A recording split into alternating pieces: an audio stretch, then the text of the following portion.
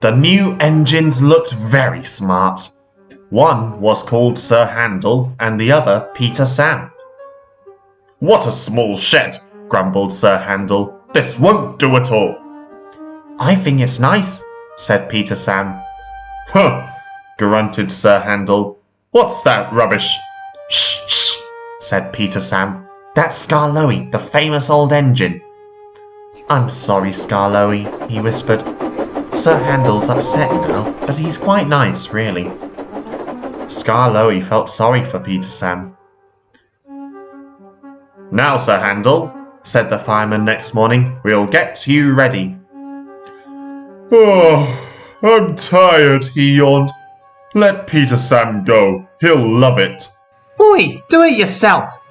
"No," said the fireman. "Owner's orders. You're first." "Oh, well," said Sir Handel sulkily. "I suppose I must." When his driver arrived, Sir Handel puffed away to fetch the coaches.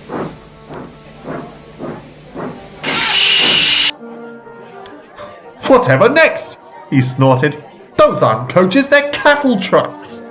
"Oh!" screamed Agnes, Ruth, Lucy, Jemima and Beatrice. "What a horrid engine!" "It's not what I'm used to," clanked Sir Handel rebelliously, making for the station.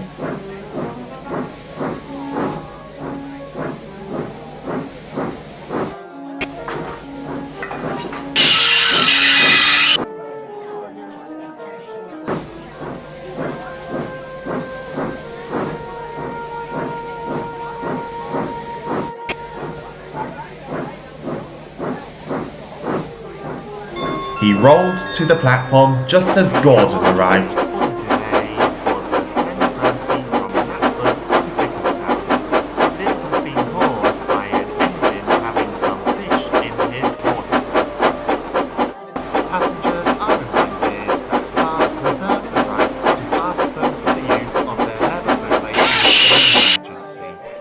"Hello," he said. "Who are you?" "I'm Gordon. Who are you?" "I'm Sir Handel. Yes, I've heard of you. You're an express engine, I believe." "So am I, but I'm used to bogie coaches, not these cattle trucks." "Do you have bogie coaches?" "Oh yes, I see you do. We must have a chat sometime. Sorry, I can't stop. Must keep time, you know." And he puffed off, leaving Gordon at a loss for words. Come along, he puffed.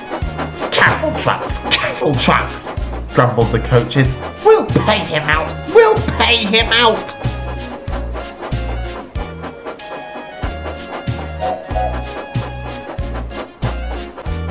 Presently, they stopped at a station. The line curved here and began to climb. It was not very steep, but the day was misty and the rails were slippery. Hold back, whispered Agnes to Ruth. Hold back, whispered Ruth to Jemima. Hold back, whispered Jemima to Lucy. Hold back, whispered Lucy to Beatrice, and they giggled as Sir Handel started and their couplings tightened. Come on, he puffed as his wheels slipped on the greasy rails.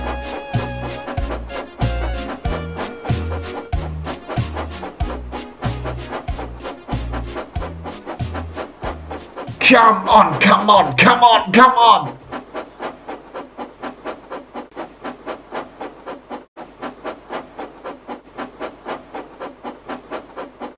His wheels were spinning, but the coaches pulled him back.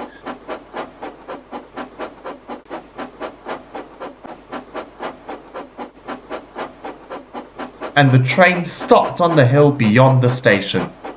I can't do it, he grumbled. I'm used to sensible bogie coaches, not these bumpy cattle trucks. The guard came up. I think the coaches are up to something, he told the driver. So they decided to bring the train down again to a level piece of line to give Sir Handel a good start.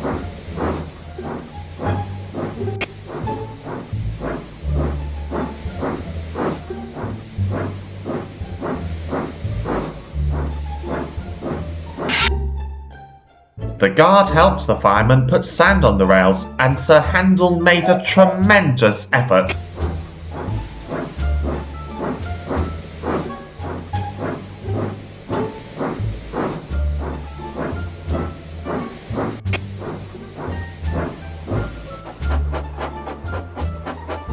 The coaches tried hard to drag him back.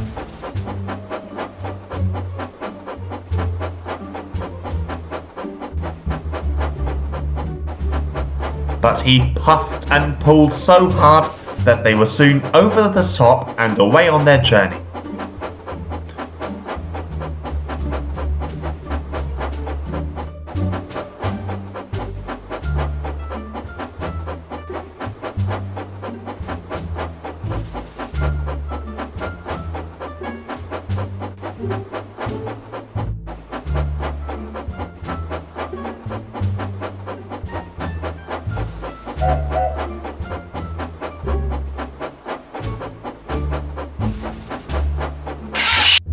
The Finn controller was severe with Sir Handel that night.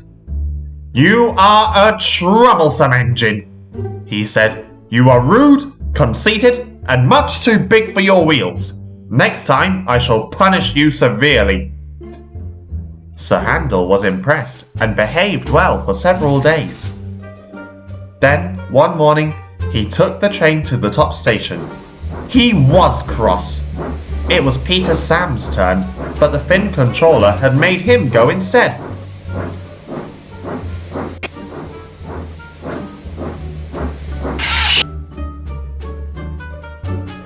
"We'll leave the coaches," said his driver, "and fetch some trucks from the quarry." "Trucks!" snorted Sir Handel. "Trucks!" "Yes," his driver repeated. "Trucks." Sir Handel jerked forward. "I won't," he muttered. "So there." He lurched, bumped, and stopped. His driver and fireman got out. "Told you," said Sir Handel triumphantly. He had pushed the rails apart and settled down between them. They telephoned the Finn controller. He came up at once with Peter Sam and brought some workmen in the truck. Then he and the fireman took Peter Sam home with the coaches, while the driver and the workmen put Sir Handel back on the rails.